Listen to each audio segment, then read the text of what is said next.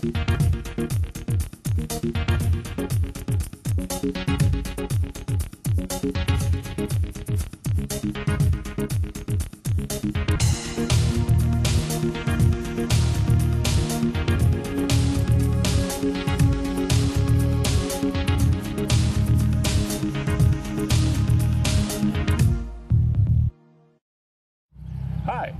my name is George Myers. I'm 8th District Council member here in Lexington. And today on the Myers Report, we're going to be talking to Mr. Robert Riggs, and he is with the Kentucky Institution for Aerospace Education. Welcome. Hi, George. Boy, it's great to see you again since our trip to Omaha. It was so much fun and worthwhile for you and I to get to meet and talk. Absolutely. Excellent time on the plane talking together. I learned quite a bit about your program. And so, can you explain to the viewers what is the Kentucky Institution for Aerospace Education? It's a nonprofit organization based in Frankfurt. Dr. Tim Smith is the founder of it. It was formed in 2010, and its roots dig all the way back to the Aviation Museum of Kentucky's summer camp program. Okay. And a former executive director, Steve Parker, was working for Governor Fletcher in the office in the Department of Aeronautics when he and the commissioner, Paul Steele, started a Teacher Institute program in summer school. And during the Fletcher administration, they trained over 80 teachers about using aviation in the classroom as a teaching tool. Sure. And Dr. Smith was using aviation as a science course in his high school science program at Frankfurt High School. And he just started experimenting and seeing how it would go together and getting other organizations involved. And now he's up to 15 high schools this past school semester. And beginning next year in 2013, there'll be 23 schools across the state that are using this program as a science tool. And one of them is at Bryan Station High School with Dan Williamson, I think his name is. How many school districts are you working across the country, across the state? Well, there's 15 as of this year, and there'll be 23 starting in the fall semester across the state, from all the way from Paducah up to Ashland. And the closest schools besides Bryan Station around us would be Frankfurt or Danville or Madison in Madison County. And the children can start in the program at their freshman year. Okay. And we have collaboration agreements with Embry-Riddle University, Eastern Kentucky University, Morehead State University, the University of Kentucky NASA program, Jefferson Community College, where a student can actually earn college credits. Oh, that's excellent. The freshman graduating as a senior in the program can get as many as 10 college credit hours with Embry-Riddle University. They can get 4 with UK, 6 with Eastern, and with Morehead. Okay. So now the foundation of your program is based on the STEM academic program, right? The children are learning science, technology, engineering, and math, and the processes that go with it. And they are doing hands-on applications. One of the programs is wing design. Okay. And they have a wing design competition at the end of each school year. This past school semester in May, they had the wing design competition at Somerset Airport in Somerset, and there were 200 students participating. They had earned the right to be there, and they were testing wings that they had designed for load capacity, for performance, and how well they would fly on a radio-controlled model airplane. And the wing was designed to fit this one airplane, so everybody's tests would be the same. And they could put lead in it, or they could fly it without a freight pod, if you will. And the kids, it was an all-day long competition. There were awards at the end for performance and load capacity and so forth. What do some of the kids that go through this program end up doing once they get to college? Well, they not only are prepared for college, particularly in the technologies and science and math, but they can either track towards aviation, where there's probably about 6,000 different jobs in that industry, or they can use those skills and knowledge to go anywhere. our employers across the state are really concerned about where their future employees are going to come from because of the science and math that is needed in new manufacturing technologies. Sure. And I keep saying, well, you know, we're doing pretty good as a state with all these children. In fact, we've got more students studying aviation and aerospace in Kentucky than any state in the nation. Wow. It just blows me away. When you factor in the Somerset Vocational Technical School, which is part of KCTCS, and Jefferson Community College and Shawnee High School in Louisville and our universities that I mentioned, as well as the 600 students last year and getting close to 1,000 this coming year, it's a huge number. So are these, when they come out of the undergraduate program, are they ready to go right into these jobs, or are they jobs that require a secondary education, such as a master's degree? It really depends on what they want to do. They would be employable right away. Okay. To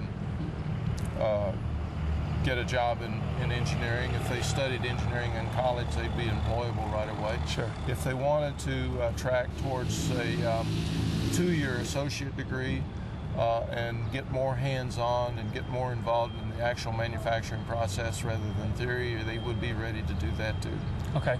Can you speak to the camera and tell our viewers that are listening why STEM, science, technology, engineering, and mathematics are so important and so vital for our young kids to get that foundation while they're in high school?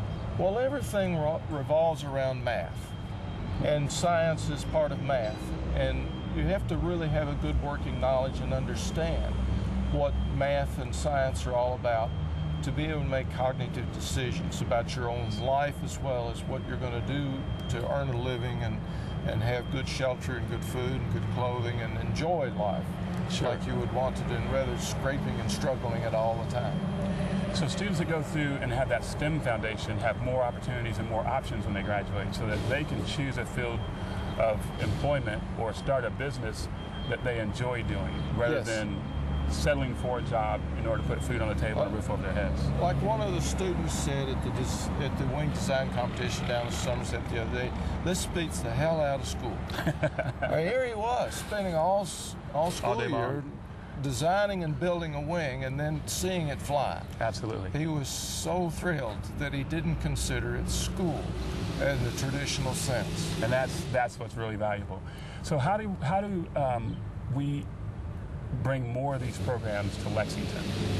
What is the cost and what's the process for getting another program started? Well, there is a slight cost. It's not much. Most of the schools don't have to expend a lot of money.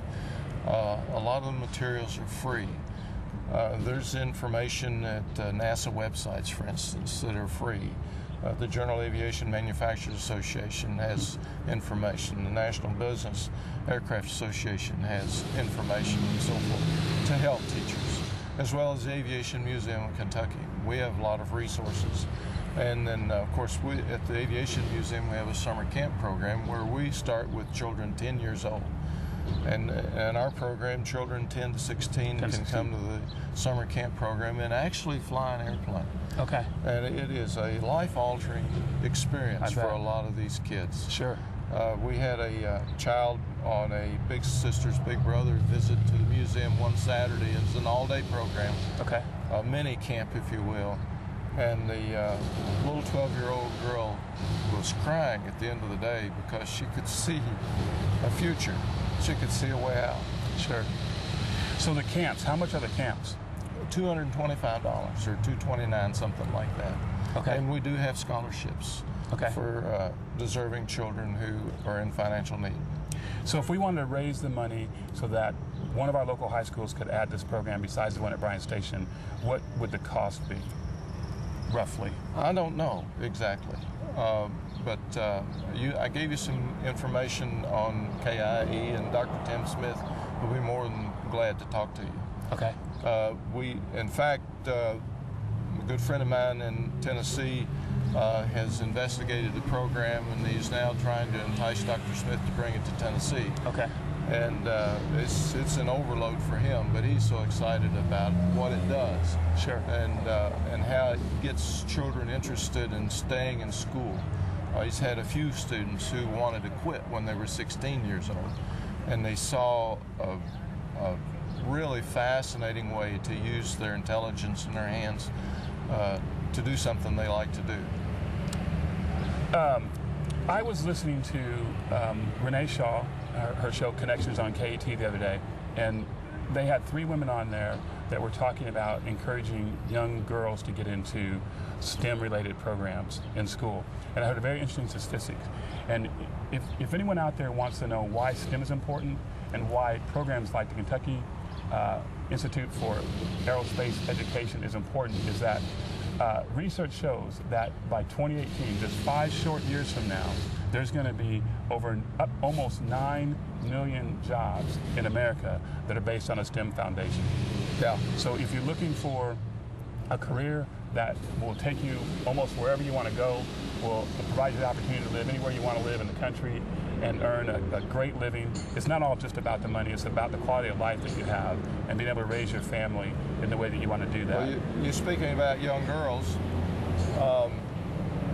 A friend of mine's daughter went through the Aviation Museum summer camp, and this was many years ago. Okay. And she changed her track and became an engineer at the University of Kentucky. She now is an engineer for Lockheed Skunk Works. That's she fantastic. can't even tell her dad what she does. And young girls make great pilots. Absolutely. There's just a super opportunity for young girls to get into technology programs. And I know that in many communities, like African American communities, sometimes they don't have access to programs like this, and they don't have opportunities to go to sometimes to go outside their community. And so they see things when they come to your summer camps, like you said before, the young girl that was crying, because they see an opportunity open up that they never experienced before, never saw before. So I'm gonna work, we're gonna put some information up on the screen.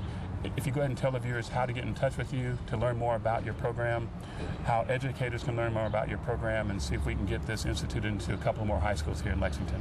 Well, the KIAE website is real simple. It's KIAE.org. And they can get a lot of detail off of that. Okay.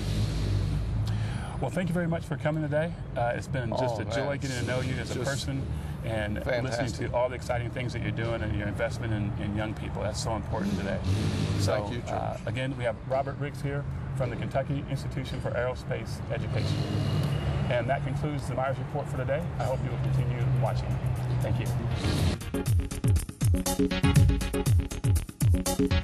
you.